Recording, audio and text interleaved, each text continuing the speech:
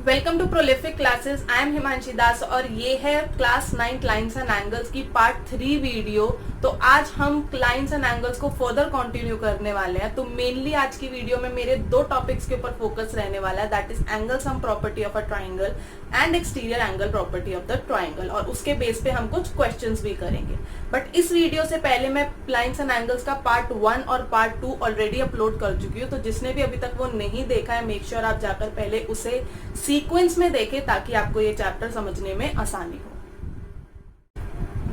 तो स्टार्ट करते हैं हमारी angle sum property of a triangle से। तो angle sum property of a triangle हमें ये बताती है कि जो हमारे ट्राइंगल के तीनों वर्टेक्स पर जो एंगल बनते हैं उनका सम हमेशा 180 डिग्रीज रहता है। That is a sum of 3 interior angles of a triangle is always 180 degree.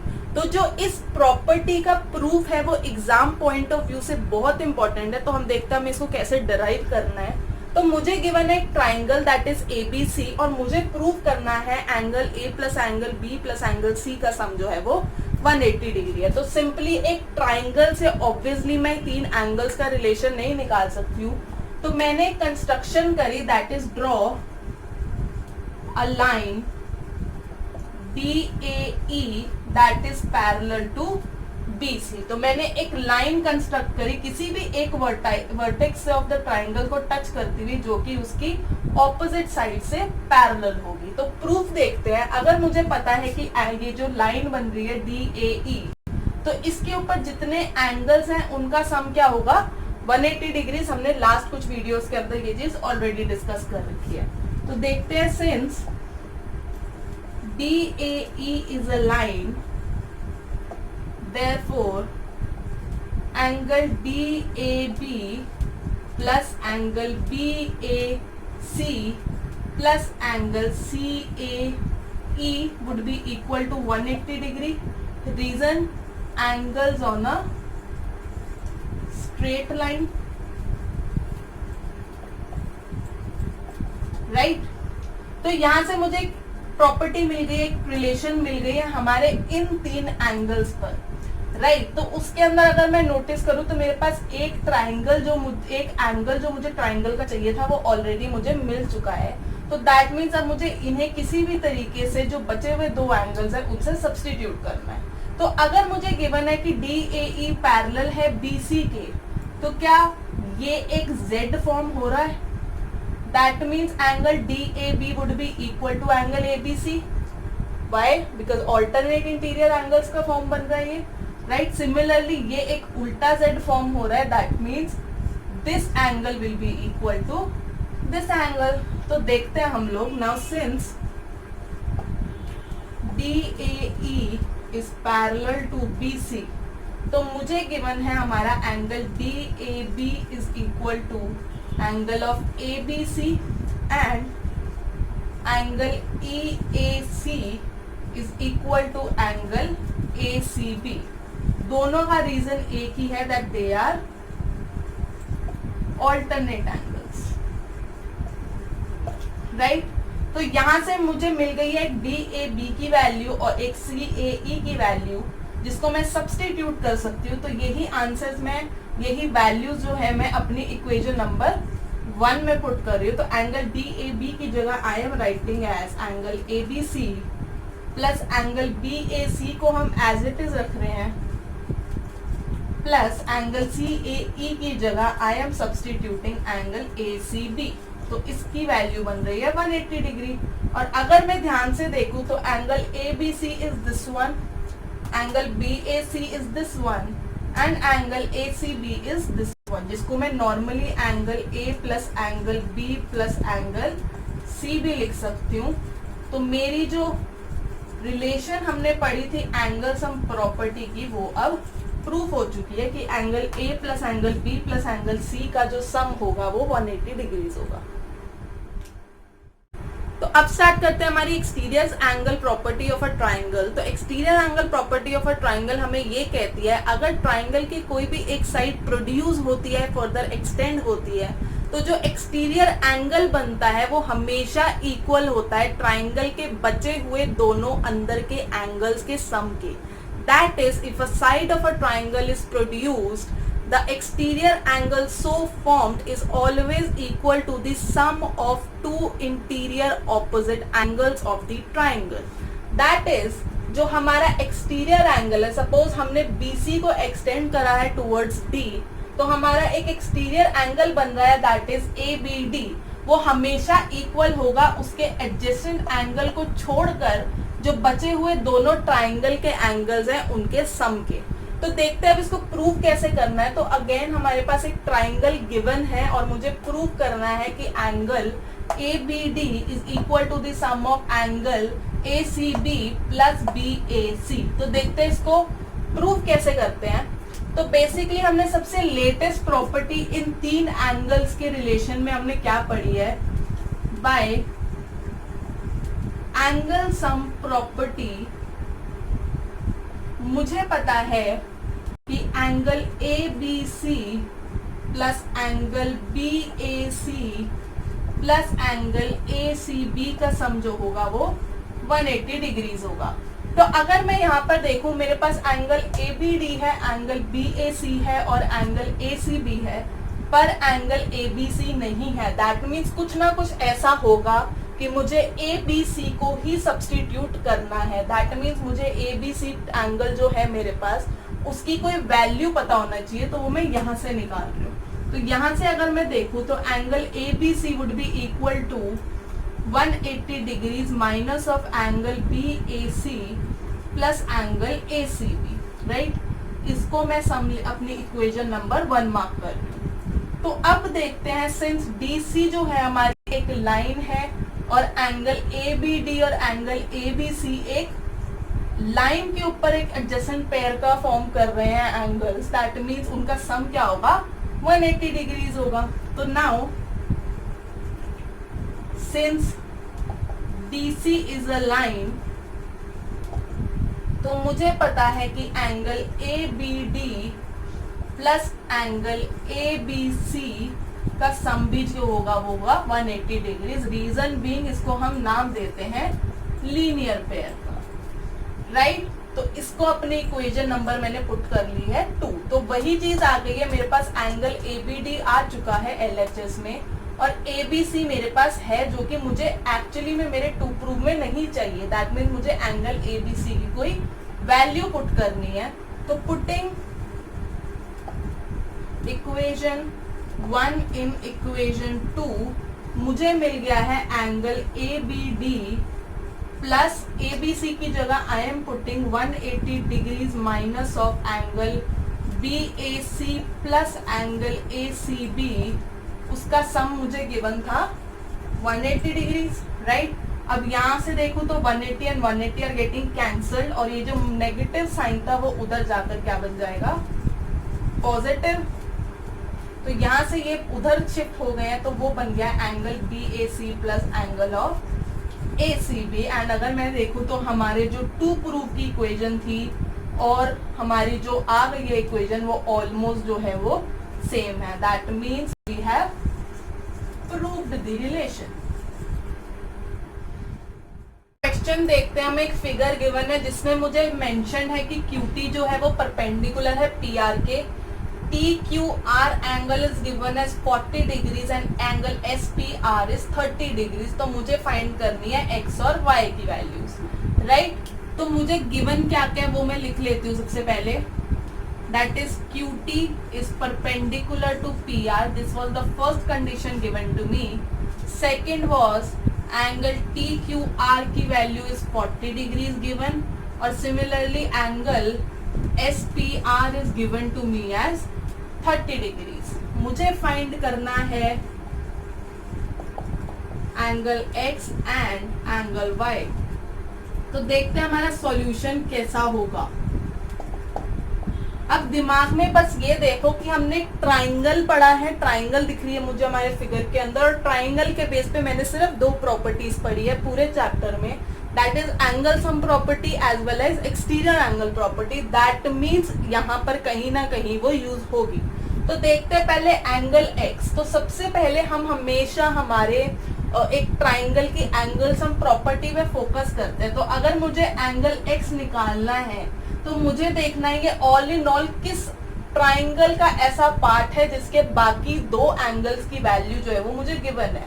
तो देखें तो एंगल x एक एंगल QPR का पार्ट है जिसमें ना ही मुझे Q की पूरी वैल्यू पता है ना ही P की पता है, दैट मीन्स इस ट्राइंगल को हमें रिजेक्ट कर देना चाहिए। सेकेंडली मुझे पता है कि जो ये एंगल x है वो ट्राइंगल QTR का एक पार्ट है। तो अगर मैं देखूं मुझे इस ट्राइंगल QTR में एंगल Q भी पता है और एंगल T भी पता है, तो क्या मैं x निकाल सकती हूँ?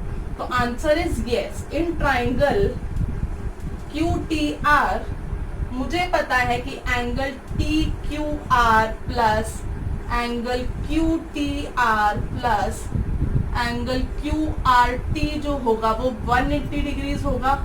Reason is angle sum property, right. तो यहां से हम वैल्यूज पुट करते हैं। TQR is given to me as 40 degrees plus QTR is 90 degrees, it is given perpendicular, और ये मुझे एंगल x की वैल्यू निकालनी है। तो जैसे ही मैं इसको एंगल x निकालूंगी तो मुझे एंगल मिल रहा है 50 डिग्रीज। तो एंगल x तो मेरे पास आ गया है, राइट। अब मुझे देखना है एंगल y में। अब अगेन मैं वही चीज देखती हूँ कि क्या एंगल y के लिए मैं एंगल सम प्रॉपर्टी यूज कर सकती हूँ या नहीं। तो देखते हैं एंगल y कौन से ट्राइंगल्स का पार्ट है। तो फर्स्ट इज PQS, जिसके अंदर ना ही मुझे Q की वैल्यू पता है ना ही मुझे P की वैल्यू पता है, that means PQS is rejected. Similarly अगर मैं इसको O भी मेंशन कर लेती हूँ अपनी तरफ से, तो ट्राइंगल QOS की बात करूं तो मेरे को QOS में O नहीं पता है, that means again Y can not be use. But अगर आप अगेन आई नो आप क्या सोच रहे हो, अगर आप स्टेप्स बढ़ाओगे तो आपको पता है कि मैं इस ट्राइंगल में इसकी एंगल निकाल सकती हूँ और that will be equal to the obviously this angle, क्योंकि वर्टिकली ऑपोजिट एंगल है, फिर हम उससे y निकाल सकते हैं। तो हाँ, स्टेप्स थोड़े ज्यादा हैं बट ऑब्वियसली सॉल्यूशन सही आएगा तो मार्क्स भी पूरे मिलेंगे। तो अब उसकी टेंशन मतलब, तरीके बहुत हो सकते हैं बट हमें ये ट्राई करना है कि हमारा टाइम ज्यादा वेस्ट ना हो किसी ऐसे क्वेश्चन के अंदर कि वो 2 मिनट का क्वेश्चन था और हम उसके अंदर 10 मिनट ही लगाते चले जा रहे हैं, क्योंकि हमारा ऑब्वियसली मैथ्स का पेपर जो होता है थोड़ा लेंथी होता है। तो अब देखते हैं हमारी first property angle sum property तो नहीं यूज हो पा रही, मैंने देख लिया सिंपलेस्ट वे में नहीं यूज हो पा रही है, राइट। अगर मुझे एक्सटीरियर एंगल से भी कुछ ना मिले तो डेफिनेटली मैं लंबा मेथड पर ही जाऊंगी, क्योंकि मेरे पास कोई और ऑप्शन नहीं है। तो अब देखते हैं एक्सटीरियर एंगल प्रॉपर्टीज। तो एंगल y मुझे चेक करना है कि क्या किसी ऐसे ट्राइंगल का एक्सटीरियर एंगल है या फिर किसी ऐसे ट्राइंगल का इंटीरियर एंगल है जिसका मुझे एक्सटीरियर एंगल जिस पे अप्लाई हो सकती है। तो पहले एक्सटीरियर एंगल की बात करूं तो ऑब्वियसली ये एक एक्सटीरियर एंगल है ट्राइंगल PSR का। तो एक्सटीरियर एंगल मुझे कहती है अगर ये एंगल y है तो मुझे ये दो एंगल्स का वो सम होगा, जो कि मुझे अगर मैं देखूं तो मुझे दोनों की वैल्यूज पता है, दैट मीन्स ये तो बहुत ही सिंपल क्वेश्चन था, राइट। अगर सपोज यहाँ पर नहीं पता होती मुझे x की वैल्यू तो मैं ऐसा कोई ट्राइंगल ढूंढती जिसमें ये शायद इंटीरियर एंगल है बट उस पर एक्सटीरियर एंगल की प्रॉपर्टी अप्लाई हो रही है। तो देखते हैं इन ट्राइंगल PSR, तो जो हमारा एंगल PSQ है इज एन एक्सटीरियर एंगल है, right. Therefore angle PSQ will be equal to angle SPR plus angle PRS, am I right. ये है हमारी एक्सटीरियर एंगल प्रॉपर्टी। तो PSQ की वैल्यू मुझे y गिवन है, SPR की value I am given as 30 degrees और PRS जो हमारा x था उसकी वैल्यू मैं निकाल चुकी थी 50 डिग्रीज।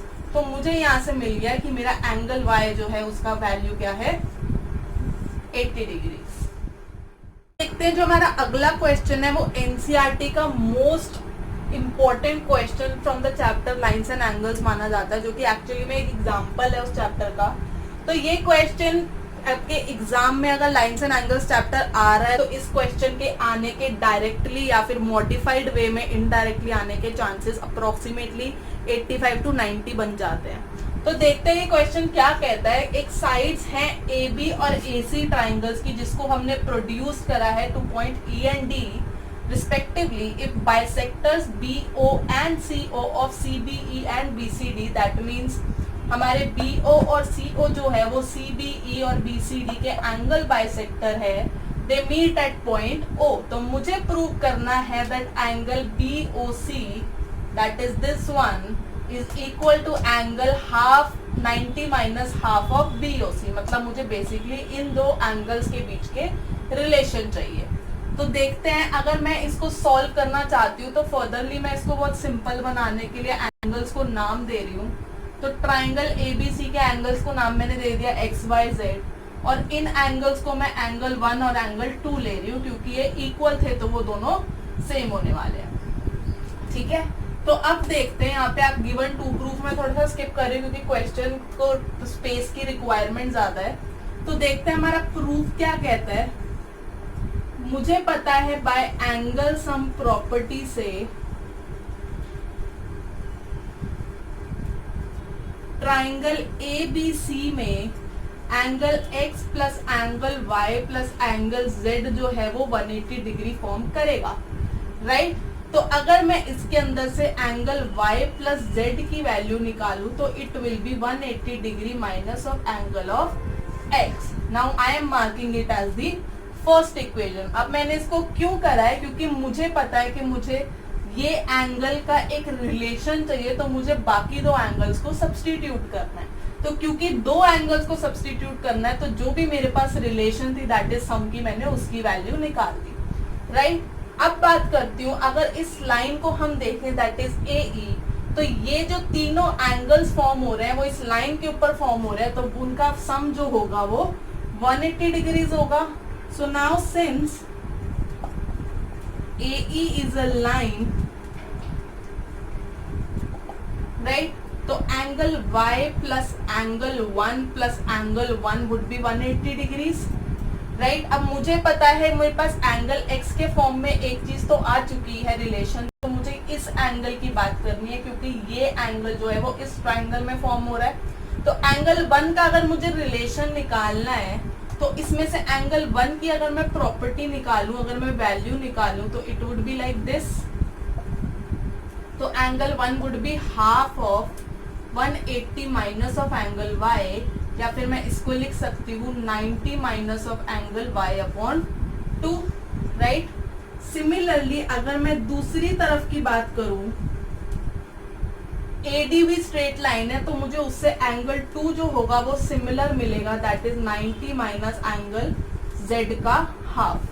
तो इस इक्वेशन को I am taking as twice and इस इक्वेशन को मैं ले रही हूँ थर्ड। तो फ्रॉम, या फिर देखते हैं, अब देखते हैं मुझे इस एंगल का चाहिए, तो एंगल 1 और एंगल 2 के मेरे पास रिलेशंस आ चुके हैं। तो अब मैं देखती हूँ कि इस ट्राइंगल के अंदर हम क्या कर सकते हैं। तो in triangle BOC by again angle sum property,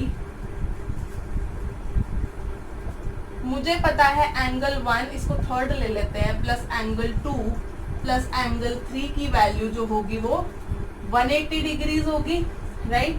तो फ्रॉम इक्वेशन 2 and 3 के अंदर मेरे पास एंगल 1 और एंगल 2 की वैल्यूज थी जो मैं यहाँ पर पुट कर रही हूँ। तो that is 90 minus angle Z of half plus